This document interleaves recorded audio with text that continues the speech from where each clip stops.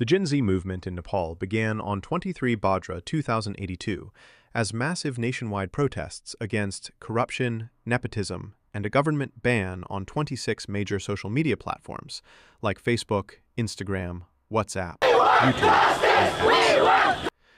Young Nepalis, especially Gen Z, led the demonstrations. What started as peaceful gatherings quickly turned violent after clashes with security forces near Nepal's parliament in Kathmandu. Curfew was imposed in major cities. Within the first day, dozens were killed and hundreds injured. By 24 Bhadra, protesters burned multiple government buildings, including Singda Darbar, Parliament, Supreme Court, the President's residence, and the PM's residence.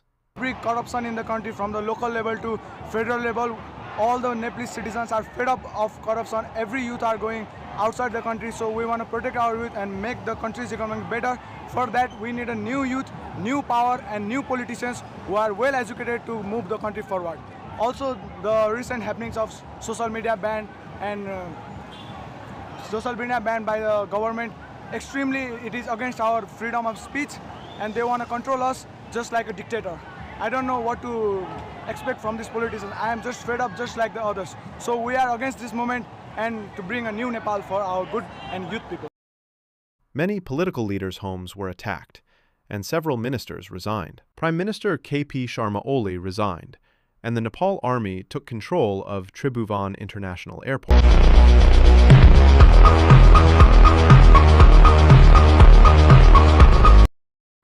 Prisons in several districts were set on fire, and hundreds of inmates escaped. On 25th Bhadra, protesters held an online vote and selected Sushila Karki as interim Former leader. Supreme Court Chief Justice Sushila Karki has now been appointed as interim prime minister, the country's first woman to hold office.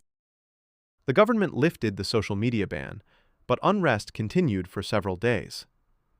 In total, 72 people died, and more than 1,300 were injured. The government declared the deceased as martyrs and promised compensation to their families. Several political leaders were attacked. Former PM Sher Bahadur Dubba and wife Arzu Rana injured at the event. Deputy PM Prakashman Singh's house and vehicle set on fire.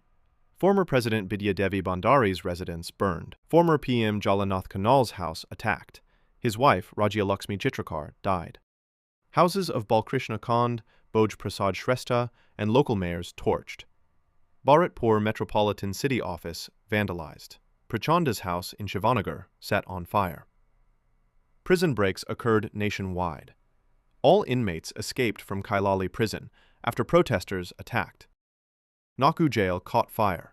Inmates escaped, including Rabi Lamachane. More than 773 inmates escaped from Koski prison after arson. Government offices across the country were burned, including the Commission for the Investigation of Abuse of Authority, CIAA, office. 25 Bhadra 2082.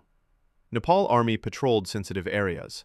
The Army arrested 27 people for looting and arson and seized Rs 3.37 million. Protesters cleaned the streets near the burnt Parliament building. On Discord, an online vote was held to select an interim leader. Sushila Karki was chosen, with Balan Shah and Kulman Gising also nominated. Karki confirmed her willingness to serve as interim PM. 2 burnt bodies were found inside a house in Pokhara's New Road area.